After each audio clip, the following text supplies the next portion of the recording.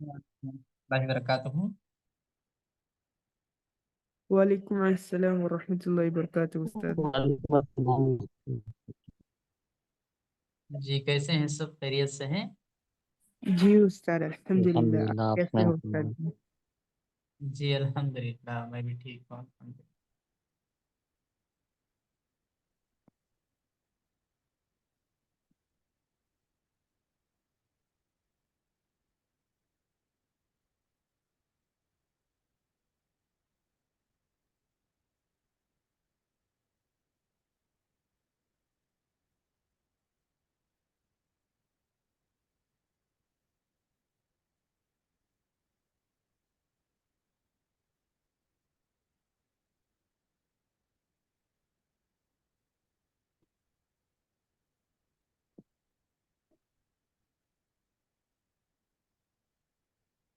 تو کل ہم سورۃ التکاثر پڑھے تھے نا؟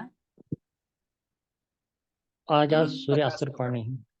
ہاں سورۃ العصر پڑھیں گے جی آج انشاءاللہ۔ جی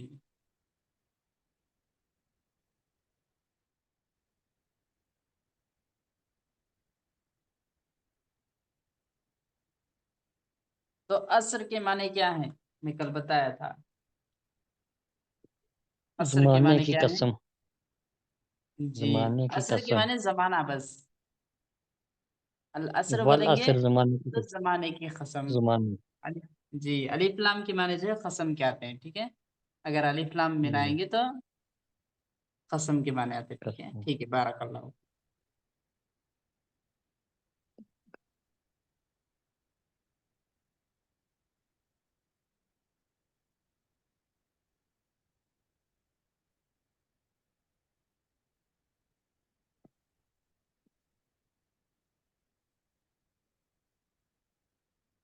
تو انشاءاللہ شروع کریں گے۔ اعوذ باللہ من الشیطان الرجیم، بسم اللہ الرحمن الرحیم۔ والعصر، قسم ہے زمانے کی، والعصر قسم ہے زمانے کی۔ تو زمانے سے مراد کیا ہے میں بتایا کل، ہے نا؟ جو بھی دنیا میں رد و بدل ہوتا ہے، دن رات، اندھیرا پھر روشنی، دن کا لمبا ہونا، رات کا لمبا ہونا، دن کا چھوٹا ہو جانا، جو بھی رد و بدل ہوتا ہے سب کچھ جو ہے زمانے میں شامل ہے، ٹھیک ہے؟ سب کو زمانہ بولتے ہیں، ٹھیک ہے؟ جی تو اللہ نے جو ہے زمانے کی قسم کھائی ہے۔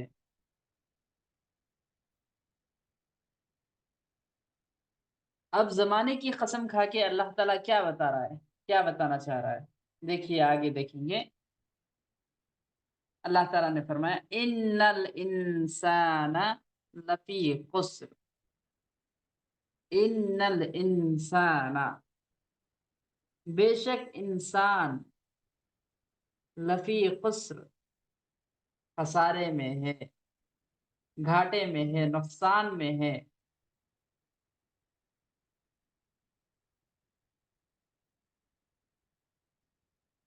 ٹھیک ہے، انسان کیا ہے؟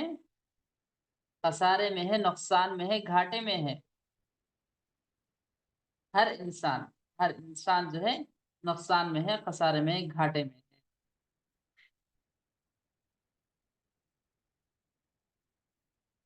تو تفسیر میں جو ہے بتایا گیا ہے کہ کیسے انسان نقصان میں ہے، خسارے میں ہے، گھاٹے میں ہے۔ تو بتایا کہ انسان کا خسارہ اور ہلاکت واضح ہے کہ جب تک وہ زندہ رہتا ہے اس کے شب و روز سخت محنت کرتے ہوئے گزرتے ہیں۔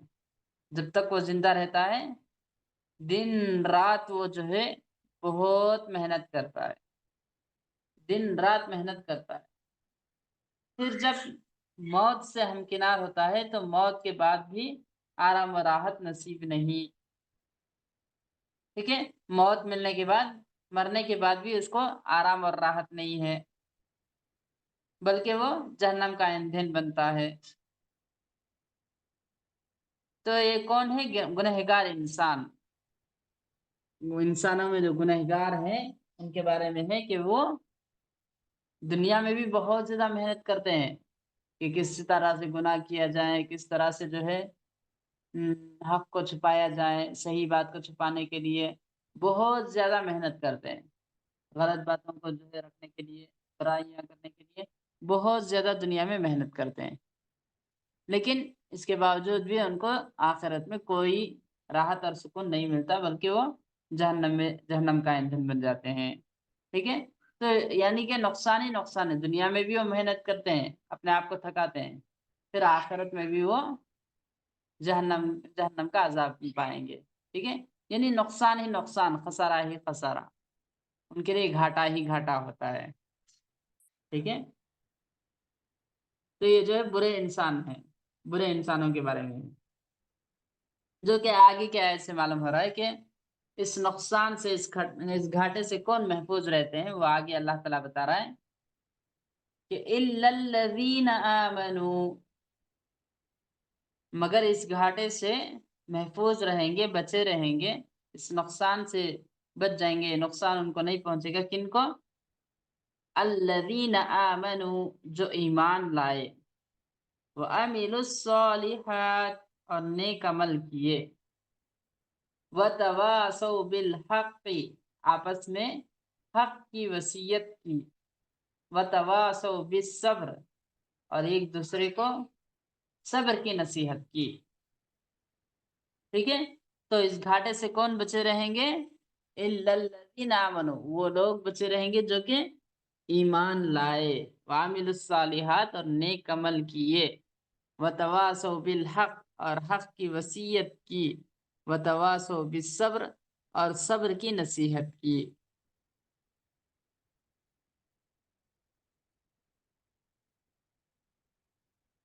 تو یہ چار صفات، یہ چار باتیں جن کے اندر ہوتے ہیں، وہی جو ہے یہ نقصان سے، گھاٹے سے محفوظ رہتے ہیں، ٹھیک ہے۔ انسانوں میں جن کے پاس یہ چار چیزیں ہوتی ہیں، وہی لوگ جو ہے نقصان سے محفوظ رہتے ہیں، ورنہ جو ہے سب کے سب نقصان میں ہیں۔ یہ چار چیزیں کیا کیا ہیں، اچھے سے دیکھ لیجئے۔ ایک جو ہے ایمان لانا، دوسرا نیک عمل کرنا، تیسرا حق کی وصیت کرنا، اور چوتھا صبر کی نصیحت کرنا، ٹھیک ہے۔ استاد یہ تیسرا والا ذرا ایکسپلین کر سکتے ہیں؟ حق کی وصیت یعنی جو حق بات ہے، حق بات کی طرف لوگوں کو بلانا، جو حق بات ہے، صحیح بات ہے، ٹھیک ہے، دعویٰ کرنا وہ حق بات پر جمے رہنا، جو صحیح بات رہتی ہے اس پر جو ہے جمے رہنا، اور ہاں، لوگوں کو جب جو ہے جب بھی صحیح بات کی طرف بلانا، یعنی دعوت کا کام بھی آ سکتا ہے اس میں، ٹھیک ہے۔ جو حق بات ہے یعنی دعوت، اسلام، دین اسلام کی دعوت لوگوں تک پہنچانا، ٹھیک ہے، یعنی جو ٹھیک صحیح ہے بات ہے استاد، وہ لوگوں تک پہنچانا، جی۔ ٹھیک ہے استاد۔ یعنی یہاں پہ دیکھیے، یہاں پہ تفسیر میں دیے ہیں، دیکھیں، حق بات کی وصیت کرنا یعنی اللہ کی شریعت کی پابندی اور محرمات و معاصی سے اجتناب کی تلقین کرنا، یعنی جو بھی اللہ کی شریعت میں جو بھی ہے تو شریعت کی پابندی کرنا، ٹھیک ہے، شریعت کی پابندی کرنا، اور کیا ہے، محرمات و معاصی، جو بھی اللہ، جن چیزوں کو بھی اللہ نے حرام قرار دیا ہے، اور جو بھی معاصی اور برائیاں ہیں، گناہ ہیں، تو ان سب سے اجتناب کرنا، شریعت کی پابندی کرنا، اور حرام چیزوں سے، گناہوں سے بچنا، ٹھیک ہے۔ تو اسی کو حق کی وصیت کرنا کہتے ہیں، ٹھیک ہے۔ حق کی وصیت کرنا یعنی حق کیا ہے، شریعت کی پابندی کرنا، یہ حق ہے، اور محرمات یعنی حرام چیزوں سے اور گناہوں سے بچنا، شریعت کی پابندی کرنا اور حرام چیزوں اور گناہوں سے بچنا، یہی حق چیز ہے، ٹھیک ہے، حق بات ہے، ٹھیک ہے۔ تو اسی کی وصیت کرنا جو ہے بتایا گیا ہے، حق بات کی وصیت کرنا، ٹھیک ہے نا، سمجھے؟ حق کی وصیت کرنا کسے بولتے ہیں؟ ٹھیک ہے استاد۔ جی، شریعت کی پابندی کرنا اور حرام اور بری چیزوں سے خود کو بچانا۔ جی استاد. وتواصوا بالصبر، صبر کی نصیحت کرو، یعنی مصائب و آلام پر صبر، جو بھی مصائب پریشانیاں آتی ہیں ان پر صبر کرنا. یہ جو ہے مختلف طریقے سے مصائب اور پریشانیاں آتی ہیں، جیسے احکام و فرائض جو بھی اللہ نے احکام کیے ہیں، فرائض عطا کیے ہیں ہمیں، تو اس پر عمل کرتے ہوئے ہمیں تکلیف ہو سکتی ہے. ٹھیک ہے، پوری طرح جم کر ان احکام پر عمل کرنا، اس میں کچھ بھی تکلیفیں آ سکتی ہیں درمیان میں، تو ان پر صبر کرنا، صبر کر کے کسی بھی طرح سے ان احکام کو بجا لانا. ٹھیک ہے، ان احکام کو ادا کرنا. ٹھیک ہے، اس میں صبر کرنا، یعنی اللہ نے جو بھی احکام دیے ہیں اس پر عمل کرنے میں صبر کرنا، اور جو بھی گناہ ہیں ان سے اپنے آپ کو روکنے میں صبر کرنا. گناہ کی طرف جو ہے انسان کو شیطان بہت زیادہ لے کر جاتا ہے، بہت زیادہ جو ہے لے کر جاتا ہے، تو انسان جو ہے بہت زیادہ گناہ کو پسند بھی کرتا ہے. تو اس لیے ان گناہوں سے خود کو یہ جو ہے اچھے لگتے ہیں یہ گناہ، لیکن اس کے باوجود خود کو جو ہے صبر کرنا اور جو ہے خود کو بچائے رکھنا گناہوں سے.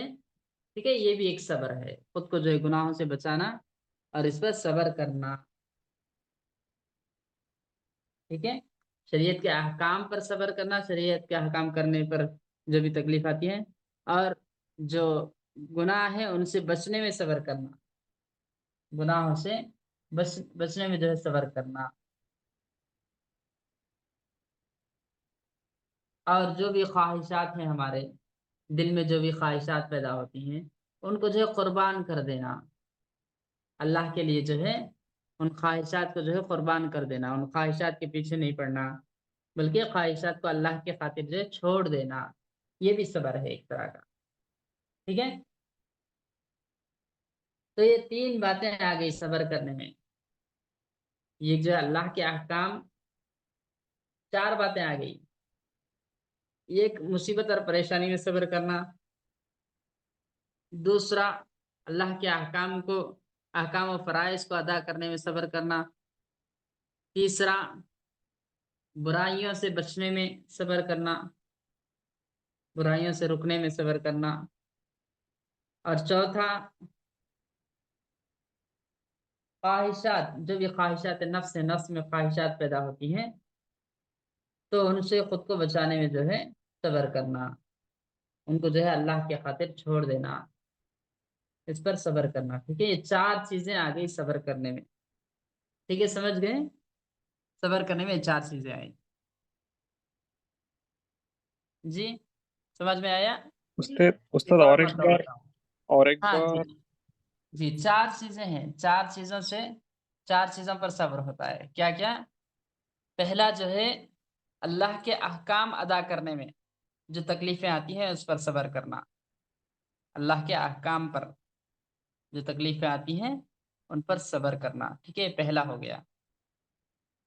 دوسرا برائیوں سے، گناہوں سے بچنے میں صبر کرنا. ٹھیک ہے، صبر کرتے ہوئے گناہوں سے، برائیوں سے بچنا. ٹھیک ہے، گناہوں سے، برائیوں سے بچنے میں صبر کرنا. اور تیسرا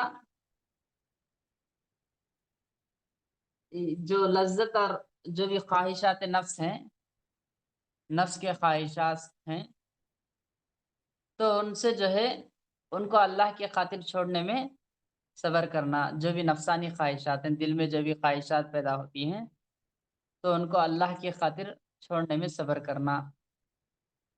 اور چوتھا کیا ہے؟ چوتھا یعنی پہلا ہے، یہ میں چوتھے نمبر پہ بیان کر رہا ہوں. کیا ہے؟ عام جو بھی مشکل اور پریشانی آتی ہیں ان پر صبر کرنا. ٹھیک ہے، سمجھ گئے 4 چیزیں؟ جی استاد. جو جی بھی بھائی. پریشانی اور مصیبتیں آتی ہیں ان پر صبر کرنا، اللہ کے احکام پر صبر کرنا، اور برائیوں پر صبر کرنا، پھر خواہشات نفس پر صبر کرنا. ٹھیک ہے، اس طرح سے یاد رکھیے. جو بھی یہ پریشانی اور مصیبتیں اللہ آتی ہیں ان پر صبر کرنا، اللہ کے احکام کو ادا کرنے میں صبر کرنا، برائیوں سے رکنے میں صبر کرنا، نفسانی خواہشات پر قابو پانے پر صبر کرنا.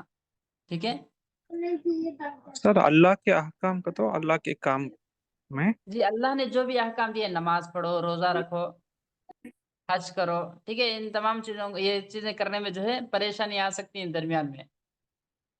ٹھیک ہے، دوسرے تمام کام اپنے چھوڑ کر جو ہے یہ اللہ کے احکام کو ادا کرنا رہتا ہے نا. ہاں برابر ٹھیک ہے وقت پہ استاد. جو ہے اٹھنا. اب صبح میں فجر کی نماز کے لیے اٹھنا، برابر وقت پر جو ہے صبح ہی اٹھنا رہتا.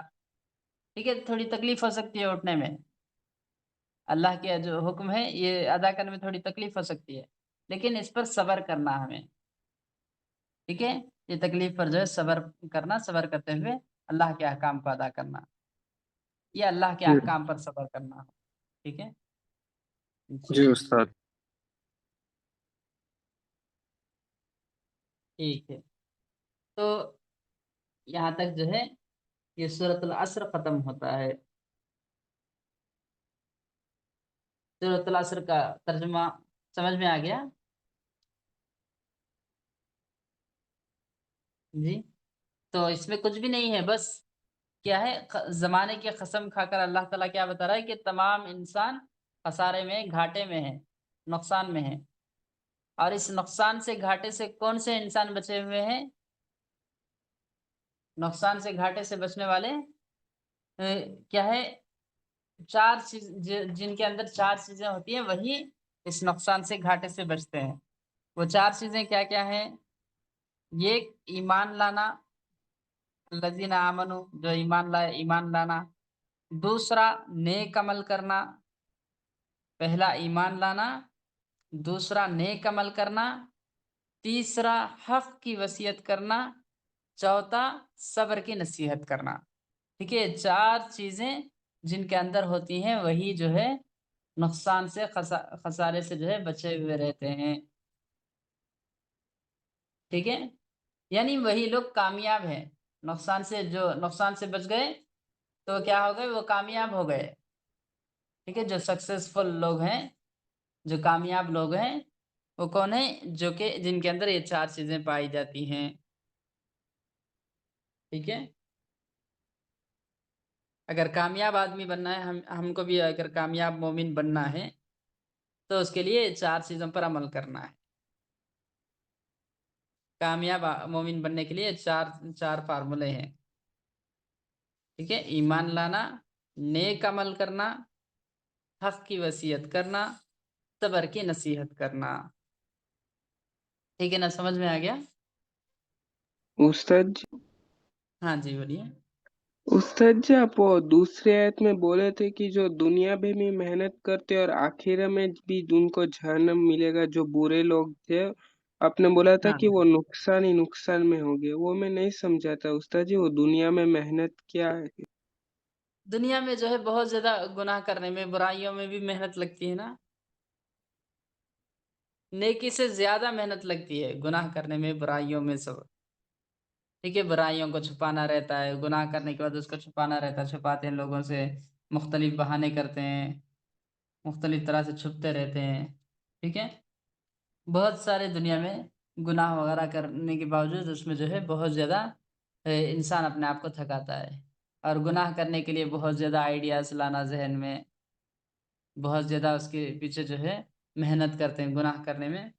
ٹھیک ہے، یعنی دنیا میں بھی وہ محنت کرتے ہیں، بہت زیادہ خود کو تھکاتے ہیں. ٹھیک ہے، یہ دنیا کا نقصان ہو گیا. دنیا میں بھی نقصان اٹھاتے ہیں، اور آخرت میں بھی جب وہ جائیں گے اللہ کے پاس تو بھی وہاں بھی جو ہے جہنم میں جائیں گے.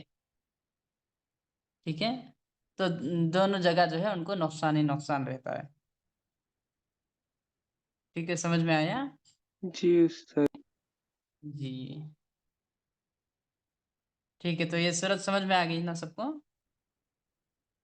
استاد جی، ہاں جی بولیے. استاد جی وصیت اور نصیحت میں کیا ڈفرنس ہے؟ وصیت نصیحت دونوں ایک ہی ہے. ٹھیک ہے، نصیحت کو ہی وصیت بھی بولتے ہیں، لیکن وصیت کب ہوتی ہے؟ وصیت جو ہے نصیحت سے زیادہ جو ہے اس کا جو ہے یہ اہمیت ہے. کیونکہ وصیت کب کرتے ہیں؟ جب انسان مرنے کی حالت میں رہتا ہے تو آخری بات جو بتاتا ہے، آخری جو نصیحت کرتا ہے اس کو وصیت بولتے ہیں۔ نصیحت میں بھی جو آخری نصیحت رہتی ہے مرتے وقت جو انسان کرتا ہے تو اس کو وصیت بولتے ہیں، ٹھیک ہے؟ تو وصیت نصیحت سے بھی زیادہ ہے، لیکن دونوں بھی ایک ہی معنی میں ہے، نصیحت کرنا، واعظ کرنا، ٹھیک ہے، سمجھانا، تو اسی معنی میں ہے دونوں بھی، نصیحت اور وصیت، ٹھیک ہے۔ اگر یہ ڈکشنری میں اگر لغوی اعتبار سے معنی دیکھیں گے تو تھوڑا ڈیفرنٹ جو ہے معلوم ہوتا ہے کہ وصیت جو ہے سب سے آخر میں جو کی جاتی ہے اس کو وصیت بولتے ہیں۔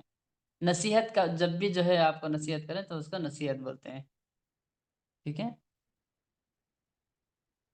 استاد جی آخر میں مرنے نصیحت کے ٹائم عام ہے اور وصیت خاص ہے، ہاں بولیے۔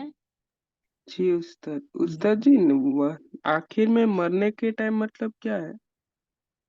مرنے کے ٹائم کچھ بھی، یہ ابھی جو ہے وقت میرا وقت جو ہے ختم ہو رہا ہے، میں جو ہے کیا ہے زیادہ جو اہم باتیں رہتی ہے وہ بتاتے ہیں نا، اگر آخری وقت رہتا ہے انسان کو تو اس وقت یہ جو زیادہ اہم ہے وہ باتیں بتاتے ہیں زیادہ تر انسان، جو بھی پوری زندگی میں جو بھی تجربہ حاصل کیے رہتے ہیں ویسی باتیں بتاتے ہیں۔ ابھی جو ہے بھائی بھائی کے ساتھ مل کر رہنا بول کے وصیت کرتے ہیں، یا نہیں تو اپنا یہ جو بھی مال ہے مال کی تقسیم میں جو ہے کیا ہے میرا فلاں مال جو ہے بہت زیادہ غریب میرا ایک بیٹا ہے تو اس کو جو ہے فلاں مال دے دو، یا غریبوں میں مال کو تقسیم کر دو، کچھ بھی جو ہے جو بھی ضروری سمجھتے ہیں تو ضروری چیزیں بتاتے ہیں، ٹھیک ہے، تو اس کو وصیت بولتے ہیں۔ جو بھی ضروری ہوتا ہے تو ضروری چیزوں کو جو ہے آخری وقت میں بتاتے ہیں تو اس کو جو ہے وصیت بولتے ہیں، ٹھیک ہے۔ جی جی تو استاد جی یہاں پہ جو ہے کہ یہ حق کی یہاں وصیت پہ کی وصیت کے معنی میں نہیں ہے، یہاں پہ نصیحت، عام نصیحت کے اس کا مطلب نصیحت ہے، ٹھیک ہے۔ ٹھیک اگر لغوی معنی میں جو ہے ڈکشنری میں جو معنی آتے ہیں وہ بتایا میں آپ کو، ٹھیک ہے۔ وصیت کے جو ڈکشنری میں معنی آتے ہیں وہ جو ہے آخری وقت میں جو کرتے ہیں اس کو وصیت بولتے ہیں، لیکن یہاں پر جو معنی ہیں یہاں پہ نصیحت کے معنی میں ہی ہے دونوں بھی، ٹھیک ہے، یعنی حق کی جی نصیحت کرنا اور صبر کی نصیحت کرنا، نصیحت کرنے کا ہی مطلب لیں گے دونوں جگہ پہ، جی جی استاد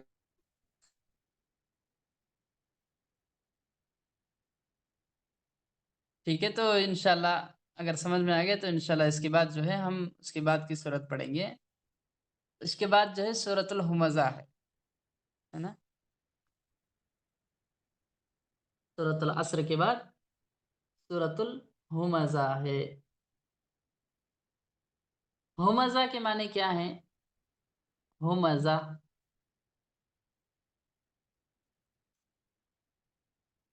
ہمزہ کے معنی عیب ٹٹولنے والے، عیب ٹٹولنے والوں کو بولتے ہیں ہمزہ، دوسروں میں جو ہے صرف لان تان کرنے والے، دوسروں میں صرف تانے نکالتے رہنا، عیب نکالتے رہنا دوسروں کے، ٹھیک ہے، ان کو کچھ بھی دوسرا کام نہیں رہتا بلکہ جو سامنے والے ہیں جو بھی دکھتے ہیں ان کے اندر سے جو ہے عیب نکالتے رہتے ہیں، تانے، یہ کیا ہے، تانے دیتے رہتے ہیں، ان کو عیب نکالتے رہتے ہیں، تو ان کو بولتے ہیں ہمزہ، عیب نکالنے والے، تانا زن، تانے دینے والے، عیب نکالنے والے،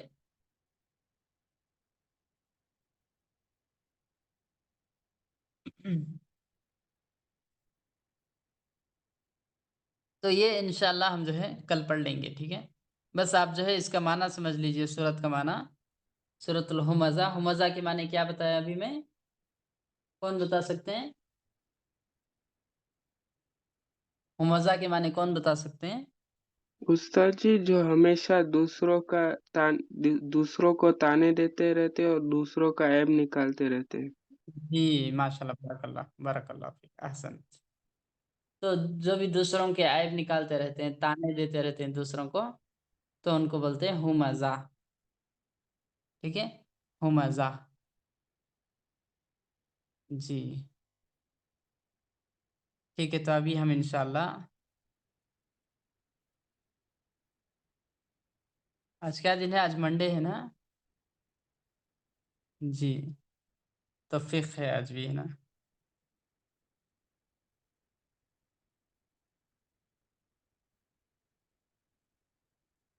آج ٹیوزڈے ہے، آج منڈے نہیں ٹیوزڈے، آج بھی فقہ ہے۔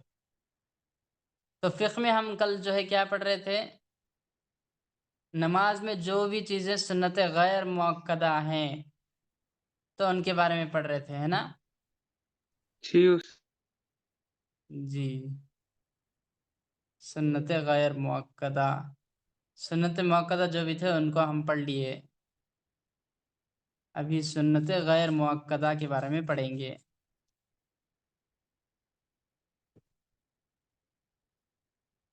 استاد سنت جی، غیر مؤکدہ میں جی استاد جی میں اپنے کل جو بولا تھا کہ وہ ہم جب سورہ فاتحہ پڑھ کے آمین بولنا ہے تو ہماری اگر آمین وہ فرشتوں کے آمین سے مل جاتی تو ہمارا مغفرت کا ذریعہ بن جاتا ہے، وہ میں نہیں سمجھا تھا استاد۔ جی، ہمارے یہ یعنی فرشتوں کے آمین سے اگر ہمارا آمین مل جاتا ہے تو کیا ہے؟ یہ ہماری مغفرت کا ذریعہ ہے۔ اللہ تعالیٰ جو ہے ہمارے پچھلے جو بھی چھوٹے چھوٹے گناہ کیے رہتے ہیں ان کو اللہ تعالیٰ جو ہے معاف کرتا ہے، ٹھیک ہے؟ یعنی کئی چیزیں ہیں جن سے اللہ تعالیٰ جو ہے انسان کی معافی اور درگزر کے لیے اللہ تعالیٰ کئی چیزیں رکھا ہے۔ ان میں سے ایک چیز یہ بھی ہے کہ انسان جب نماز میں آمین کہتا ہے تو فرشتے بھی اس وقت آمین کہتے ہیں، ٹھیک ہے؟ جب غیر المغضوب علیہم ولا الضالین پر انسان جب ہم پہنچتے ہیں تو اس وقت فرشتے بھی آمین بولتے ہیں۔ تو اللہ تعالیٰ نے تو حدیث میں کیا آیا ہے کہ فرشتوں کے آمین سے اگر ہمارا آمین مل جاتا ہے تو اللہ تعالیٰ ہمارے پچھلے تمام گناہوں کو معاف کر دے گا، ٹھیک ہے؟ تو استاد جی وہ فرشتے چھوٹے بھی گناہ نماز پڑھتے ہیں اس وقت جب ہم پڑھتے تب؟ نماز پڑھتے ہیں اس کا تو ذکر نہیں ہے، آمین کہتے ہیں اس کا ذکر ہے حدیث میں صرف، ٹھیک ہے ٹھیک ہے جی۔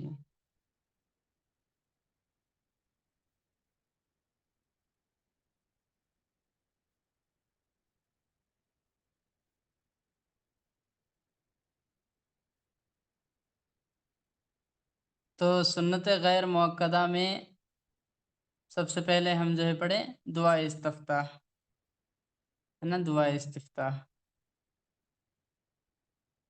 اس کے بعد دوسری چیز جو ہے پہلی رکعت میں جو ہے تعوذ پڑھنا، اعوذ باللہ من الشیطان الرجیم، دوسری رکعت اور دوسرے جو بھی رکعت ہیں ان میں پہلے بسم اللہ الرحمن الرحیم کہہ کر جو شروع کرنا، یہ جو ہے سنت غیر مؤکدہ میں آتا ہے۔ پھر تیسری چیز جو ہے تکبیر تحریمہ، رکوع جاتے اور رکوع سے سر اٹھاتے وقت رفع الیدین کرنا، ٹھیک ہے؟ تکبیر تحریمہ میں اور رکوع کو جاتے اور رکوع سے اٹھتے وقت اور 2 رکعت کے بعد تیسری رکعت کو کھڑے ہوتے وقت، ٹھیک ہے؟ یہ سب جو ہے کیا ہے؟ یہ سب رفع الیدین سنت غیر مؤکدہ میں آ جاتا ہے۔ پھر اسی طرح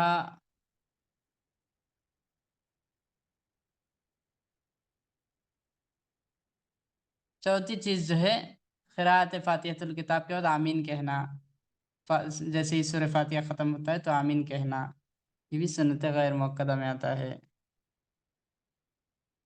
پھر اس کے بعد پانچویں چیز صبح کی نماز میں لمبی قراءت کرنا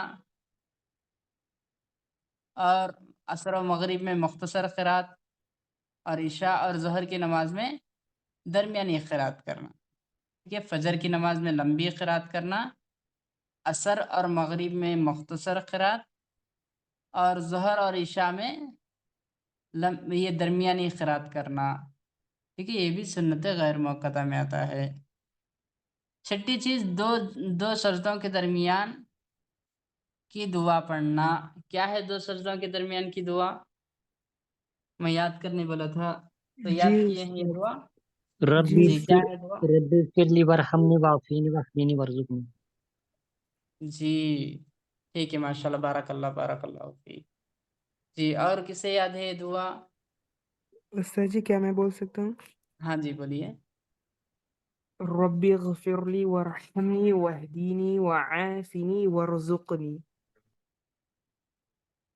جی وحدنی ورزقنی، وعافنی کے بعد وحدنی ورزقنی. ٹھیک ہے، بارک اللہ ٹھیک فیک. ہے استاد. جی ٹھیک ہے، اور کون سنائیں گے؟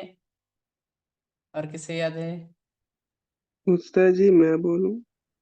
ہاں جی بولیے. رب اغفر لی ورحمنی جی واہدینی وعافنی وارحمنی وارزقنی. جی ٹھیک ہے، تو ترتیب تھوڑا سا آگے پیچھے ہو گئی ہے. رب اغفر لی ورحمنی وعافنی وحدنی ورزقنی. رب اغفر لی ورحمنی کے بعد وعافنی، وحدنی ورزقنی. وعافنی پہلے، اس کے بعد وحدنی، اس کے بعد ورزقنی. ٹھیک ہے جی.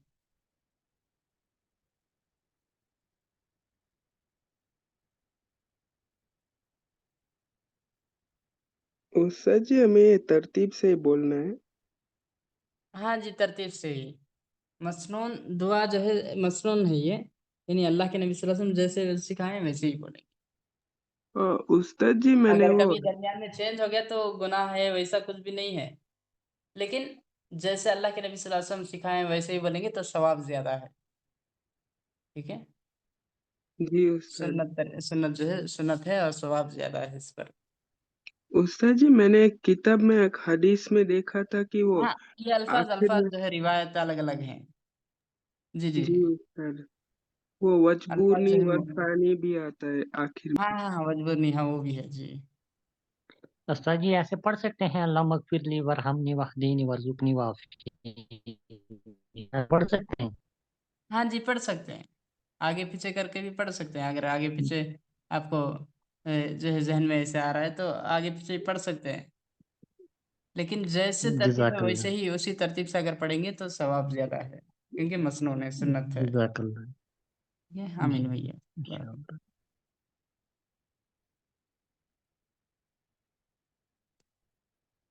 جی ٹھیک ہے، تو اس کے بعد جو ہے ساتویں چیز جو سنت غیر مؤکدہ میں آتی ہے وہ کیا ہے؟ صبح کی آخری رکعت یا وتر کی رکعت میں قرات کے بعد یا رکوع سے سر اٹھا کر دعائے قنوت پڑھنا. دعائے قنوت پڑھنا یہ کب کب ہے؟ صبح کی آخری رکعت میں یا وتر کی رکعت میں، قرات کے بعد، قرات کرنے کے بعد، یا رکوع سے سر اٹھا کر. ٹھیک ہے، دونوں جگہ ہے. تو یہ دعائے قنوت جو ہے دونوں جگہ، دونوں وقت جو ہے ثابت ہے. کب؟ جیسے یہ قرات، یہ کیا ہے، ہم سورہ فاتحہ پڑھتے ہیں، اس کے بعد کوئی دوسری سورت پڑھتے ہیں، وہ سورت پڑھنے کے بعد، قرات کرنے کے بعد فوری دعائے قنوت پڑھیں گے، اس کے بعد رکوع جائیں گے، یہ بھی ثابت ہے. یا نہیں تو رکوع کو جانے کے بعد، رکوع سے جب اٹھتے ہیں تو اٹھنے کے بعد دعائے قنوت پڑھنا، دونوں ثابت ہے. ٹھیک ہے، دونوں بھی آپ کر سکتے ہیں. ٹھیک ہے، دعائے قنوت دونوں وقت پڑھ سکتے ہیں. اور دعائے قنوت کے الفاظ کیا ہیں؟ سب کو جو ہے انشاءاللہ یہ یاد رہے گا، ہے نا؟ سب کو یاد بھی ہوگا یہ، جی انشاءاللہ. کیونکہ یہ جو ہے یہ کیا ہے، جب رمضان آتا ہے تو رمضان میں تراویح کے بعد بھی پڑھاتے ہیں یہ دعا. اکثر جو ہے ہم سنتے رہتے ہیں یہ. اللہم جی اہدنی فیمن ہدیت وعافنی فیمن عافیت وتولنی فیمن تولیت وبارک لی فیما آتیت وقنی شر ما قضیت وقنی وصرف انی شر ما قضیت. اس میں تھوڑا الفاظ زائد ہیں. وقنی وصرف انی شر ما قضیت فانک تقضی ولا یقضى علیک انه لا يذل من والیت ولا يعز من عادیت تبارکت ربنا وتعالیت. تو یہاں تک جو ہے مشہور ہے، کئی دوسری روایتوں سے ثابت ہے، لیکن سنن ابی داؤد اور نسائی میں دوسرے الفاظ بھی آئے ہیں. اللہم انی اعوذ برضاک من سخطک وبمعافاتك من عقوبتك وبك ومنك لا أحصي ثناء عليك أنت كما أثنيت على نفسك. ٹھیک ہے، تو یہ جو ہے الفاظ جو ہے دوسری روایت میں زائد بھی ہیں، ابو داؤد اور نسائی میں. استاد جی اگر ویتر کی آخری رکعت میں دعائے قنوت کو نہ پڑھ سکے تو وہ کیا پڑھنا چاہیے اس کی جگہ؟ یعنی اگر یاد نہیں ہے یہ دعا تو دوسری کوئی بھی دعائیں جو ہے پڑھ سکتے ہیں. جی ٹھیک ہے، اگر یہ دعا یاد نہیں ہے تو دوسری جیسے دعائیں ربنا آتنا وہ پڑھ سکتے ہیں؟ ہاں جی پڑھ سکتے ہیں، بالکل کوئی ربنا بھی دعا آتنا پڑھ فی سکتے الدنیا، ہیں. یہ جی پڑھ، یہ 3 مرتبہ پڑھنی چاہیے. صرف 3 مرتبہ بس یہی دعا ایسے کچھ بھی ثابت نہیں ہے، بلکہ آپ جو ہے کچھ بھی پڑھ سکتے ہیں، یہ دعا بھی پڑھ سکتے ہیں، اس کے علاوہ دوسری کون سی بھی دعا چاہے تو بھی پڑھ سکتے ہیں. ٹھیک ہے، جی جزاک اللہ. کوئی بھی دعا آپ پڑھ سکتے ہیں. ٹھیک ہے، جزاک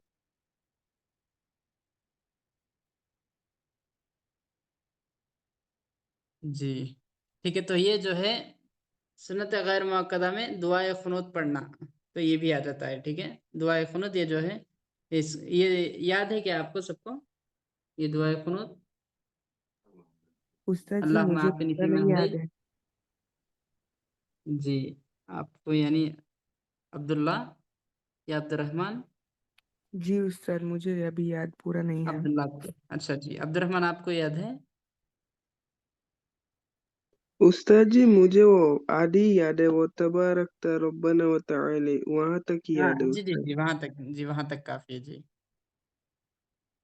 فإنك تقضي، ہاں تبارک ربنا وتعالى، یہاں تک کافی ہے. جی یہیں تک مشہور ہے. جی اس کے بعد سرفراز بھی آپ کو یاد ہے؟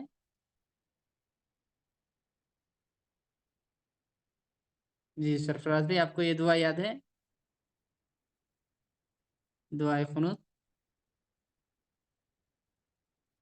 جی ٹھیک ہے، تو یہ جو ہے دعائے قنوت جو ہے یاد کرنا ہے، یاد رکھیے اس کو. ٹھیک ہے، ہر دن جب ہم وطر پڑھتے ہیں تو وطر کی نماز میں بھی یہ پڑھنا رہتا ہے، اس لیے اچھے سے اس کو یاد کیجیے. جی تو ابھی اس کے بعد دیکھیے یہ سنت غیر مؤکدہ میں اور کیا کیا چیزیں آتی ہیں. 8ویں چیز جو ہے آپ جس انداز پر بیٹھتے تھے اسی انداز پر بیٹھیں، یعنی جیسے نبی کریم صلی اللہ علیہ وسلم بیٹھتے تھے اتحیات میں وغیرہ، تو ویسے ہی ہمیں بھی بیٹھنا. یعنی بیٹھنے کے جملہ مواقع میں بائیں پاؤں پر بیٹھنا اور دایاں پاؤں کھڑا کرنا. کیسے بیٹھتے ہیں؟ بایاں پاؤں پر بیٹھتے ہیں، ہے نا، اور دایاں پاؤں کھڑا کرتے ہیں. یہ رائٹ پیر جو ہے کھڑا کرتے ہیں اور لیفٹ پیر پر بیٹھتے ہیں. اور آخری تشہد کے موقع پر سرین پر بیٹھنا. ٹھیک ہے، سرین پر بیٹھنا آخری تشہد میں، اور بایاں پاؤں جو ہے دائیں پنڈی کے نیچے سے نکالنا. بایاں پاؤں یعنی لیفٹ پیر جو ہے رائٹ پیر کے نیچے سے جو ہے رائٹ پیر کی طرف سے جو ہے باہر نکالنا. اور بایاں ہاتھ بائیں گھٹنے پر اور دایاں ہاتھ دائیں گھٹنے پر، انگلیاں پھیلا کر رکھنا. اور ٹھیک ہے، انگلیاں پھیلا کر رکھنا. اور تشہد میں جو ہے شہادت کی انگلی پر نظر رکھنا، شہادت کی انگلی سے اشارہ کرنا اور شہادت کی انگلی پر جو ہے نظر رکھنا. تو یہ سب استاد کیا ہے؟ ہاں جی بولیے. استاد جی میں نے آپ کو ایک فوٹو بھی بھیجا، یہ افتراش کا اور التورک کا. آپ دکھا کلاس میں یہ شیئر کر ہاں سکے سب کو، تورک اگر تورک، جی ہاں بولیے. سب کو. استاد جی یہ افتراش اور تورک ہے نا، اس کا میں نے فوٹو بھیجا ہے، کیسا بیٹھنا ہے. میرے پاس ایک فوٹو تھا آپ کے واٹس اچھا ایپ میں، جی، تو اگر کلاس میں شیئر بھی کر سکتا ابھی لائیو تو سب کو دکھائی بھی دے گا کیسے بیٹھنا ہے. اچھا جی ٹھیک ہے. ہاں ماشاء اللہ، بارک اللہ بارک. رکیے ابھی شیئر کرتا ہوں میں.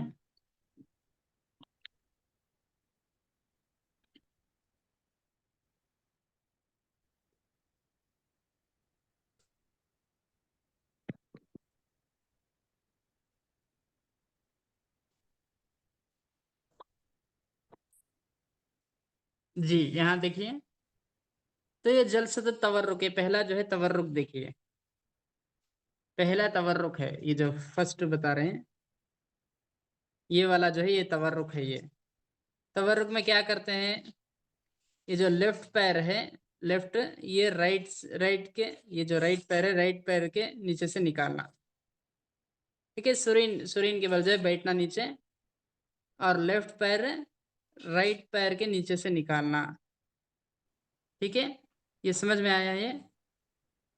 یہ تورک، اس کو تورک بولتے ہیں، ٹھیک ہے۔ یہ کب کرتے ہیں تورک؟ یہ لاسٹ جو تشہد کو بیٹھتے ہیں تو اس میں تورک ہوتا ہے، ٹھیک ہے، ٹھیک ہے نا، تورک کب ہوتا ہے؟ جی لاسٹ تشہد میں۔ پھر اس کے بعد جو یہ فرسٹ تشہد میں جو بیٹھتے ہیں وہ افتراش ہے، یہاں پہ دیکھیے افتراش یعنی لیفٹ پیر پر بیٹھنا اور رائٹ پیر جو ہے کھڑا کرنا، یہ لیفٹ پیر پر بیٹھے ہیں اور رائٹ پیر کھڑا کرے ہیں، ٹھیک ہے، اور دونوں پیر کو ایسے کھڑا کر دینا، یہ جو ہے صحیح نہیں ہے، نہیں ایسا نہیں کر سکتے، ٹھیک ہے۔ صحیح طریقہ کیا ہے، یا تو افتراش ہے جو کہ دوسرے تشہد میں بیٹھتے ہیں، یہ پہلے تشہد میں بیٹھتے ہیں، اور دوسرے تشہد میں جو بیٹھتے ہیں یہ جو ہے تورک ہے، ٹھیک ہے۔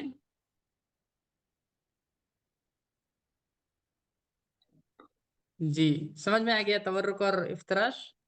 جی استاد یہ ساری جب یہ بیٹھتے ہیں تو یا انگوٹھا آگے تو باقی جو انگلی ہوتی ہے وہ پیچھے موڑنی پڑتی ہے، یا سبھی کا جو رخ ہوتا ہے آگے کی طرف ہوتا ہے؟ قبلے کی طرف، قبلے کی طرف، قبلے کی طرف، مطلب یہ جو پاؤں کی ٹھیک ہے، انگلی نہیں ہوتی، پاؤں کی قبلے کی طرف کریں پاؤں گے، کی انگلی، جی ہاں، جو ہاں پاؤں پاؤں کی کی انگلی انگلیاں، جی ہوتی ہے، مطلب جی جی سبھی قبلے قبلے کی کی طرف طرف کریں گے، کرنی ہے۔ ہاں جی سبھی قبلے کی طرف کریں گے، لیکن بعض لوگوں کو تکلیف ہوتی ہے، تھوڑا یہ جو ہے زیادہ زخامت والے ہوتے ہیں، موٹے ہوتے ہیں، تو ایسے لوگوں کو وغیرہ جو ہے مشکل ہوتی ہے، پیر انگلیاں جو ہے آگے نہیں بڑھتے، تو لا اکراہ فی الدین، دین میں جو ہے مشکل جو ہے کچھ بھی نہیں ہے، تو اس لیے جو ہے پورے انگلیاں نہیں ہو رہے تو ایک انگلی اگر ہو رہی ہے تو بھی وہ بھی کافی ہے، ٹھیک ہے۔ اصل جو ہے پورے انگلیوں کو کرنا ہے، اگر نہیں ہو رہا ہے تو اس صورت میں جو ہے ایک انگلی ہو رہی ہے تو بھی کر سکتے ہیں، ٹھیک ہے۔ استاد جی آپ ہاتھ کی بات کر رہے ہو نا؟ یا نہیں پیر کی انگلیاں، وہ سب جوڑ کے رکھنی استاد؟ کون سے پیر کی انگلیاں؟ جی یا استاد ہاتھ کی انگلیاں جو کھلے رکھنا، ٹھیک ہے ہاتھ کی انگلیاں جو کھلے رکھنا، ٹھیک ہے، پیر کی انگلیاں جو ہے ایک قبلے کی طرف کرنا، ٹھیک ہے، جی تو استاد جی پیر کی انگلی ہے ہاتھ کے جیسے پھیلانی نہیں ہے نا؟ ہاں نہیں پھیلانا نہیں ہے، پھیلتے بھی نہیں ہے، پیر کی انگلیاں آپ پھیلانا چاہے تو بھی پھیلتے نہیں ہیں، جی ٹھیک ہے، جیسے ویسے رہتے ہو، نہ آپ اس کو جوڑ سکتے ہیں اور نہ ہی یہ پھیلا سکتے ہیں، پیر کی انگلیاں بہت چھوٹی چھوٹی رہتی ہیں، ان کو آپ جو کچھ بھی نہیں کر سکتے، ٹھیک ہے، جیسے ویسی ہی رہتی ہے وہ، بس ہاتھ کی انگلیوں کے بارے میں کیا ہے پھیلا کر رکھیں گے آپ، ٹھیک ہے، جی ٹھیک ہے، چلیے ابھی آگے پڑھیں گے، استاد جی ہاں جی بولیے۔ استاد جی افتراش پہلی تشہد میں ہوتا ہے اور تورک آخری تشہد میں نا؟ جی آخری تشہد میں، جی ٹھیک ہے جی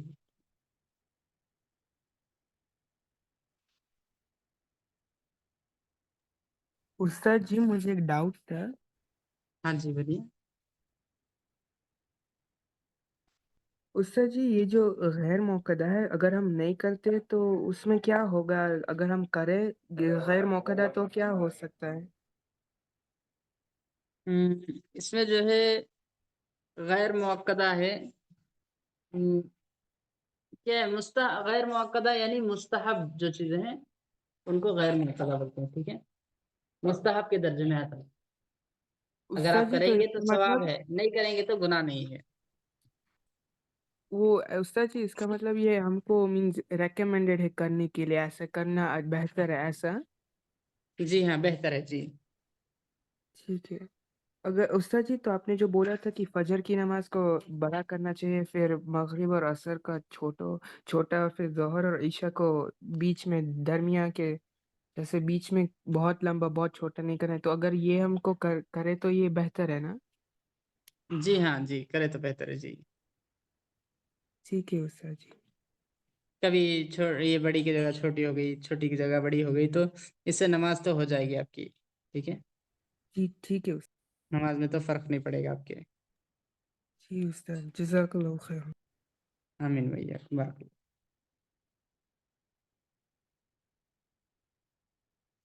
ٹھیک ہے، تو اس کے بعد جو ہے یعنی 8ویں چیز کیا پڑے، جس انداز سے جس طرح سے اللہ کے نبی صلی اللہ علیہ وسلم تشہد کے لیے بیٹھتے تھے اسی انداز سے تشہد کو بیٹھنا. ٹھیک ہے جی. تو اس کے بعد دیکھیے 9ویں چیز جو کہ سنت غیر موقدہ میں 9ویں چیز کیا آتی ہے، سینے پر دایاں ہاتھ بائیں کلائی پر رکھنا. پہلے دایاں ہاتھ استاد کے اوپر بایاں ہاتھ رکھنا. ہاں جی بولیے. استاد جی مجھے ایک ڈاؤٹ تھا کہ اگر ہم نماز میں اگر لیٹ پہنچتے، جیسے آخری رکعت میں، آخری یا تیسری رکعت میں ہم لیٹ پہنچتے، تو ہم امام کے سلام پھیرنے کے بعد ہم اپنی رکعت جو ریپیٹ کرتے ہیں نا، جی تو استاد جی جب امام چوتھی رکعت پڑھ رہے، تو ہماری ابھی 1 یا 2 3 رکعت باقی ہے، کیونکہ ہم لیٹ پہنچے تھے، تو ہم چوتھی رکعت میں جو آخری کا تشہد ہوتا ہے تبھی ہمیں یہ تورک کرنا ہے یا افتراش میں بیٹھنا ہے؟ جی. تو یہ جو ہے ہماری جو چوتھی رکعت ہوتی ہے، ہماری جو آخری ہوتی ہے، اس میں تورک کریں گے. ٹھیک ہے استاد.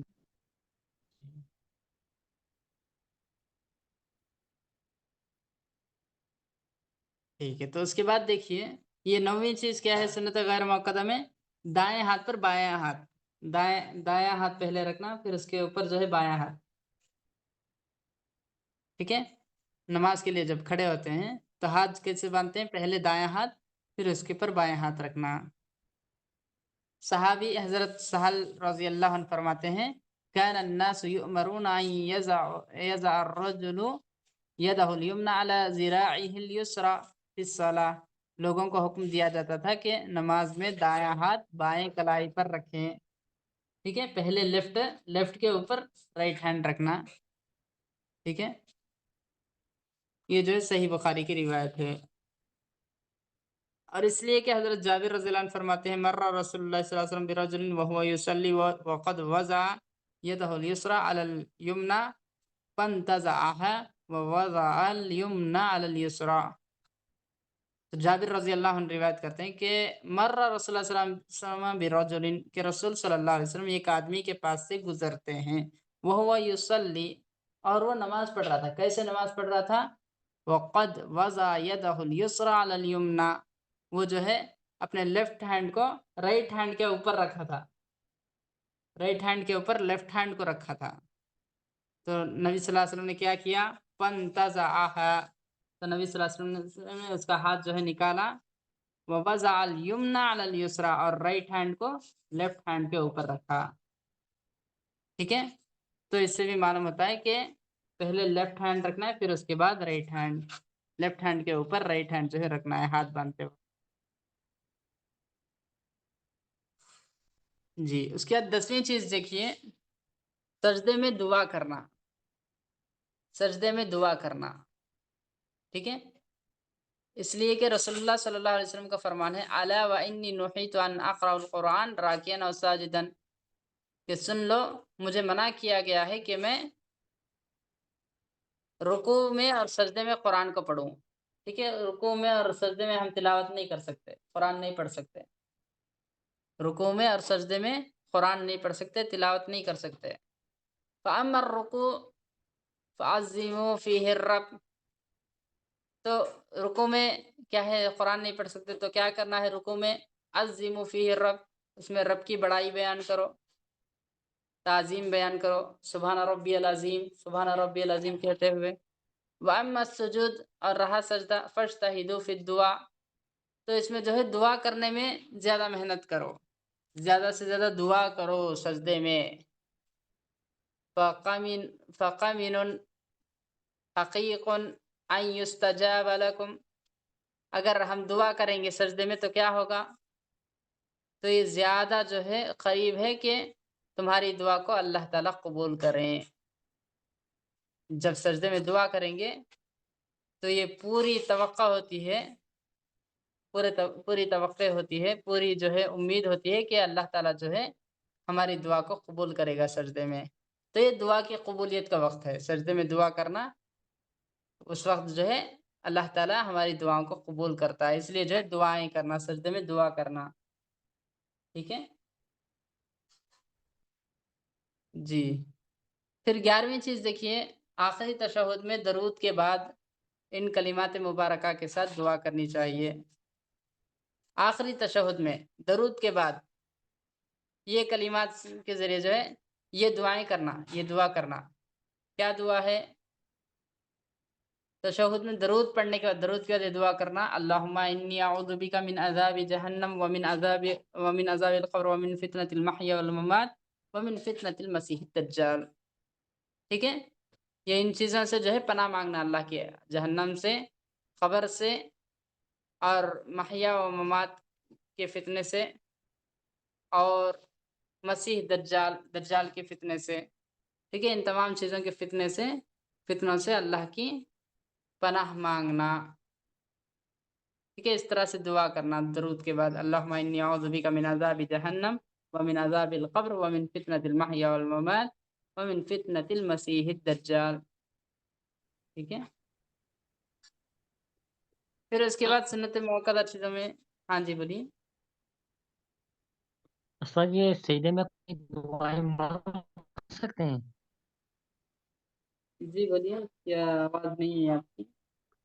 مطلب سجدے میں قرآنی دعائیں مانگ سکتے ہیں، جیسے ربنا آتینا ہے یا اور ہاں، دعائیں ہیں دعائیں جو مانگ سکتے قرآن ہیں. میں؟ قرآن میں جو دعائیں ہیں دعا کی حیثیت سے مانگ سکتے ہیں. ٹھیک ہے، قرآن کی دعائیں ہیں لیکن پھر بھی مانگ سکتے ہیں، دعا کی حیثیت سے مانگ سکتے ہیں.